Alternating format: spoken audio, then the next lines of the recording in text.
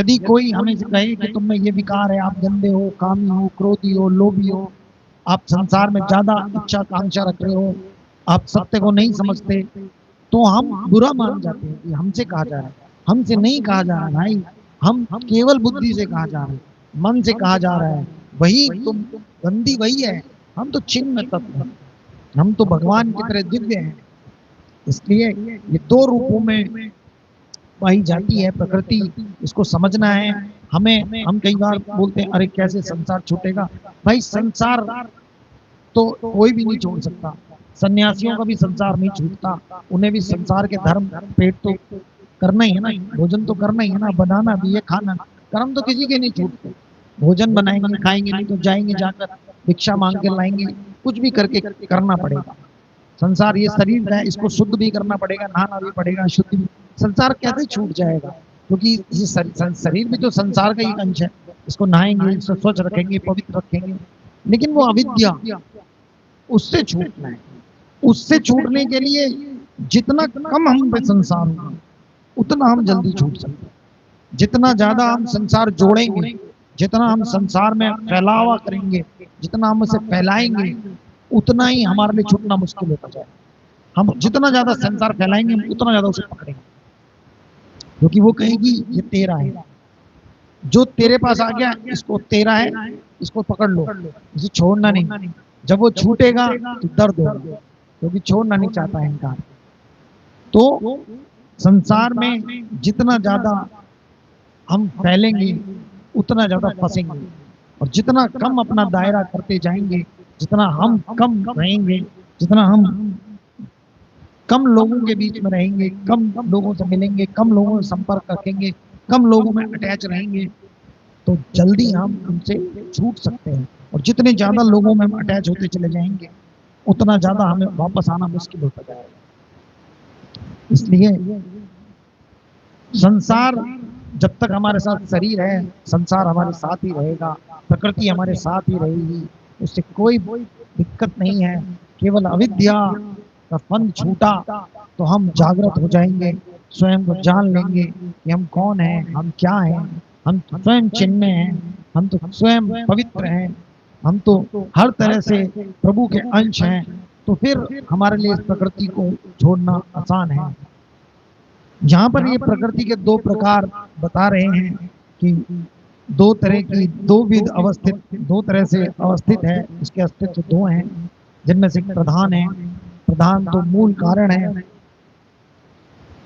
कई बार आपने शास्त्रों में पढ़ा होगा कि प्रधान आता है कि भगवान के बाद प्रधान प्रकट हुआ, वो प्रधान प्रकृति का ही को ही बोला गया है शास्त्रों में, भागवत में।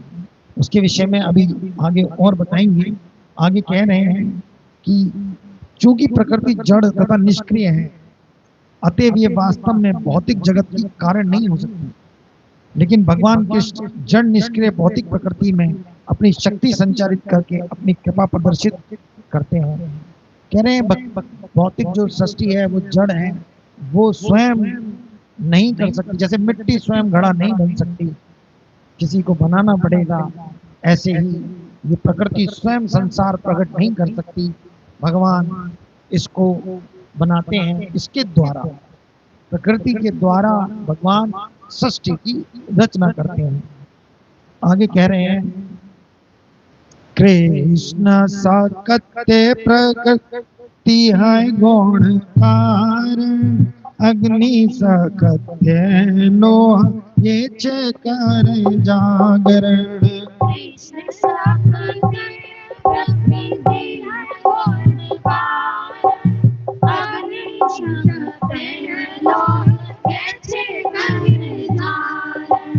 अतएव कृष्ण मूल जगत कारण, प्रकृति कारण ये जगल स्तर।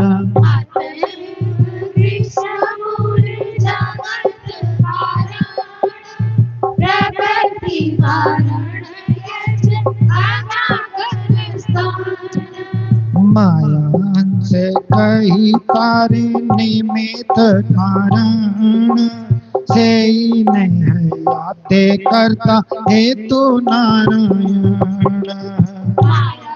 से कही तारे निमित्त कारण से जाने याते करता हेतु नारायण घटेर निमित्त हेतु येचे कुंभकार तेचे जगतेर करता पुरुष अवतार घटेर निमित्त हेतु येचे कुंभकार तेचे जगतेर करता पुरुष अवतार।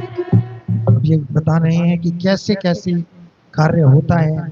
जैसे एक लोहे की छड़ है, वो लोहे की छड़ अग्नि के संपर्क में आके लाल हो जाती है। वैसे यदि आप देखो, लोहे में कोई अग्नि का गुण नहीं है, लेकिन जैसे ही लोहे की छड़ को हम अग्नि में डालेंगे तो काले से लाल रंग की दिखने लगेगी, और जहां जिस वस्तु के साथ उसको छुआ देंगे वो जल जाएगा।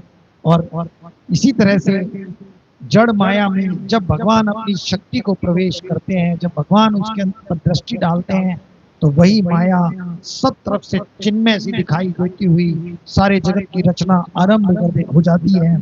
अतएव कृष्ण मूल जगत कारण, भगवान श्री कृष्ण जगत के प्रकटे के मूल कारण है। प्रकृति पूर्ण पुरुषोत्तम भगवान की दृष्टि शक्ति से सक्रिय होने पर कुछ प्रदान कर सकती है।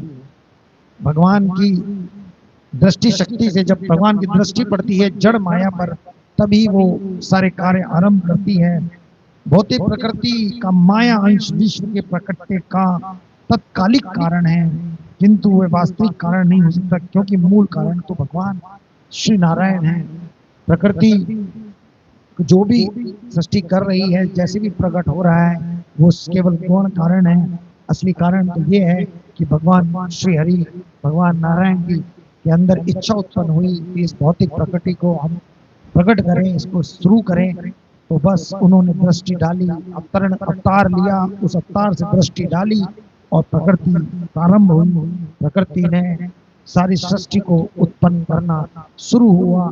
या ये कहें, जैसे कुम्हार आगे कह रहे हैं, घटेर निमित्त, जिस प्रकार मिट्टी का पात्र का मूल कारण कुम्हार है, उसी तरह भौतिक जगत के सृष्टा प्रथम पुरुष अवतार हैं महाविष्णु, कर्णोदक्षाई विष्णु। ये जब इनके ही नाम हैं, यही इस भौतिक सृष्टि के को प्रकट करने के मूल कारण हैं, जो कि भगवान संकर्षण के अंश हैं, जो भगवान बलराम के अंश हैं, और वो बलराम भगवान नित्यानंद प्रभु हैं। इसी के विषय में आगे बताएंगे। कृष्ण करता माया तार करे न सहाय, घटेर कारण चक्र दंडादि उपाय। कृष्ण करता माया तार करे न सहाय, घटेर कारण चक्र दंडादि उपाय। हेते पुरुष करे माया ते अवदान, जीव रूप वीर्यता ते करे न आधान। दूर है ते पुरुष करे माया ते अवदान, जीव रूप वीर्यता ते करे न आधान। एक अंध भासे करे माया ते मिलान, माया ते जन्मे तबे भंडारे गणा। एक अंग भासे करे माया ते मिलान, माया ते जन्मे तबे ब्रह्मांडे गणा। बता रहे हैं, जैसे कृष्ण करता माया तार करे न सहाय। कृष्ण करता है, माया उनका सहायता ऐसे करती है जैसे कुम्हार का दंड और चाक उनकी सहायता करता है मिट्टी से घड़ा बनाने के लिए। प्रथम पुरुष दूर से माया पर दृष्टिपात करते हैं और इस प्रकार से जीव रूप वीर्य को गर्भाधान करते हैं। अपने अंदर उनके जो समाहित, जो भगवान की के जो अंश हम सब हैं जीव, उनको भगवान माया के अंदर आधान कर देते हैं और फिर वहां से सृष्टि शुरू होती है। उसके शरीर की प्रतिफलित किरणें माया से मिलती हैं, जिसके फलस्वरूप माया अनेक ब्रह्मांडों को जन्म दे देती है। भगवान की शक्ति से माया चेतन हो जाती है और फिर सभी शक्तियां जो इस माया में पाई जाती हैं, सतोगुणी, रजोगुणी और तमोगुणी, वो सब शक्तियां फिर एकदम चेतन जागृत होकर पूरी ही माया की सृष्टि आरंभ कर देती हैं।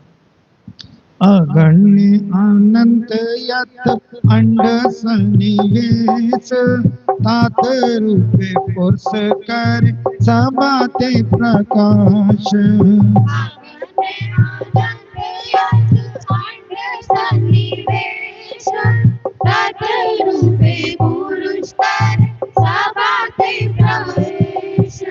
पुरुष न साते अबे बाहिराए श्वास, निश्वास सहित है ब्रह्मांड प्रकाश। पुरुष ना साथे आवे बाहिराए श्वास, निश्वास सहित है ब्रह्मांड प्रकाश।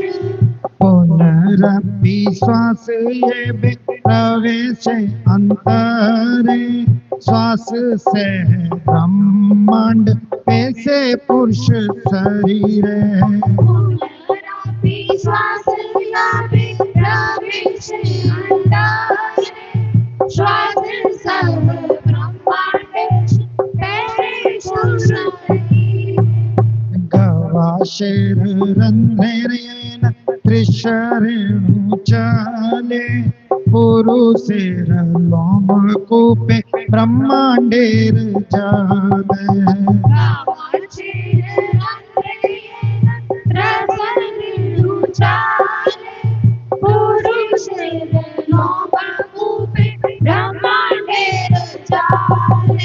जो भगवान के प्रथम पुरुष अवतार महाविष्णु हैं, वो असंख्य ब्रह्मांडों को की सृष्टि करते हैं और सभी ब्रह्मांडों में अपने अंश के द्वारा प्रवेश कर जाते हैं।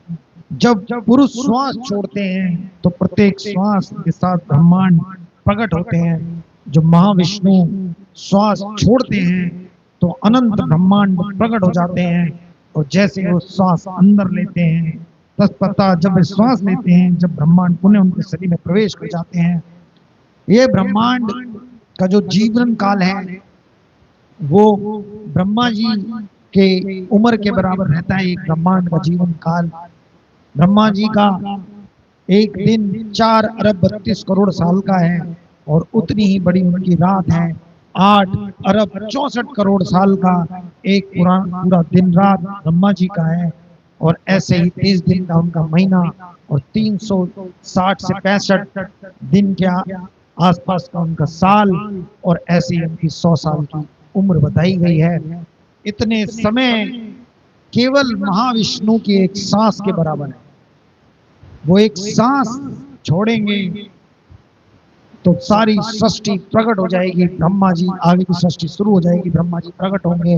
ब्रह्मा जी 8 अरब 64 करोड़ साल का एक दिन के अनुसार 30 दिन, 1 साल, 360, 100 साल जिएंगे, और सांस अंदर लेंगे तो सब समाप्त।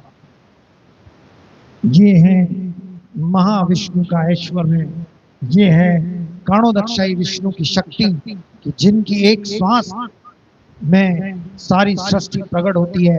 हम सांस ले रहे हैं, हमें पता भी नहीं क्या कर रहे हैं, वो बस एक सांस छोड़ेंगे और एक सांस लेंगे, इतना समय समाप्त। उनके जो टाइम डायमेंशन है वो इतनी उच्च कोटि की है कि वहां केवल एक सांस लेने और छोड़ने में सृष्टियां समाप्त हो जाती हैं। आगे बता रहे हैं, जिस प्रकार धूल के छोटे छोटे कण खिड़की के छेदों से निकल जाते हैं, त्रिश्रेणु कहते हैं उनको। भागवत में उसके विषय में आया है कि जब खिड़की में से सूर्य की रोशनी आ रही हो और जब उसके अंदर जो झिलमिल झिलमिल करते हुए हमें धूल के कण दिखाई दे, वो त्रिश्रेणु है। अणु का 3 गुना हिस्सा, 3 अणु जब मिलते हैं तो त्रिश्रेणु बनता है। अणु हमारी दृष्टि से दृष्टिगोचर नहीं होते, लेकिन त्रिश्रेणु हमें दिखते हैं। तो वो कह रहे हैं जैसे प्रकाश के अंदर धूल के छोटे छोटे कण दिखाई देते हैं, उसी तरह ब्रह्मांडों के समूह पुरुष के रोम छिद्रों से होकर निकल जाते हैं। पुरुष के रोम छिद्रों से होकर ऐसे ही ब्रह्मांड निकल जाते हैं, जैसे हमें बहुत सारे धूल के गुण खिड़की से आते हुए प्रकाश में दिखाई देते हैं। अब इसके लिए एक श्लोक देंगे, उद्धत करेंगे ब्रह्म संहिता का। यशेकनिवशस्ति कालमत्वलम्बद जीवन्ति लोभिलजा जगदण्डनाथ विष्णुर्महंसय्य यस्य कला विशेषो गोविन्दमादिपुरुषं तमहं भजामि। ब्रह्मा जी ने ये श्लोक ब्रह्म संहिता में बोला है कि ब्रह्मगण तथा भौतिक लोगों के अन्य स्वामी माँ विष्णु के रोम छिद्रों से उत्पन्न होते हैं और उनके एक उच्छ्वास काल तक जीवित रहते हैं। मैं उन आदि भगवान गोविंद की पूजा करता हूँ, माँ विष्णु जिनके पूर्ण अंश के अंश हैं। ये कृष्णदास कविराज जी कह रहे हैं, जो कुछ भी मैं तुमसे बता रहा हूँ ये कुछ मेरे मन की कल्पनाएं मत समझना, या ये मत समझना कि कुछ चैतन्य महाप्रभु के अनुयायियों ने ऐसा लिख दिया है। स्वयं ब्रह्मा जी ने भी ब्रह्म संहिता में ये बात कही है, और ये वही ग्रंथ है जो ब्रह्मा जी के द्वारा जब प्रभु की स्तुति गाई गई थी तब ये ग्रंथ प्रकट हुआ है। ब्रह्मा जी ने ये बात कही है कि महाविष्णु जो है वो भगवान के अंश के अंश, भगवान के जो पूर्ण अंश हैं भगवान बलराम, उनके अंश के अंश। तो वो कह रहे हैं कि भगवान महाविष्णु के रोम में ऐसे बहुत सारे ब्रह्मा आदि उनकी एक एक श्वास के साथ बाहर आते हैं और एक श्वास के साथ अंदर चले जाते हैं। ये उनकी महिमा है, ऐश्वर्य है, ये उनका भगवत्ता है प्रभु की, जो उनके अंश के अंश ऐसी भगवत्ता रखते हैं, ऐसा ऐश्वर्य में भगवान के प्रकट होते हैं। उन कर्णोदक्षाई विष्णु जो हैं वो भगवान बलराम के अंश हैं, और भगवान बलराम नित्यानंद प्रभु के अंश हैं। आगे एक और श्रीमद् भागवत का ही श्लोक प्रकट कर रहे हैं, ये भी ब्रह्मा जी के द्वारा ही बोला गया।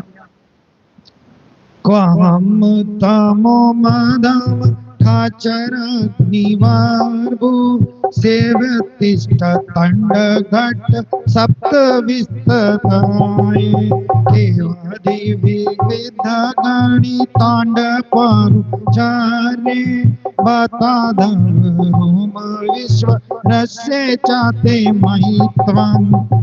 मैं अपने हाथ से 7 वित्ताओं की माप वाला शुद्ध प्राणी कहा हूं।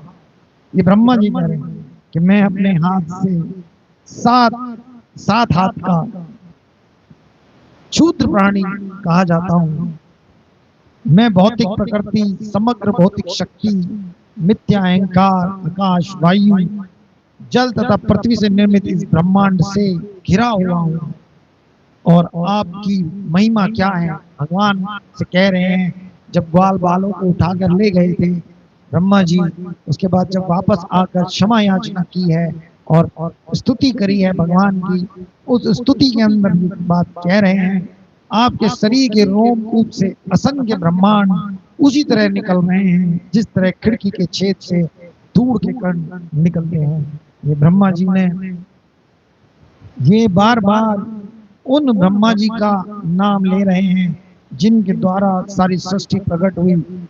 बड़े बड़े ऋषि महर्षि भी ब्रह्मा जी के को अपना गुरु मानते हैं, ब्रह्मा जी को पिता पितामह मानते हैं। उनकी बात को तो असुर भी नहीं टालते थे, असुर भी हमेशा ब्रह्मा जी का सम्मान करते हैं। वो ब्रह्मा जी भगवान के विषय में ये सब कुछ कह रहे हैं जो कि हमें कृष्णदास कविराज जी बता रहे हैं कि कैसे महिमा है भगवान के अवतार महाविष्णु कर्णोदक्षाई विष्णु की।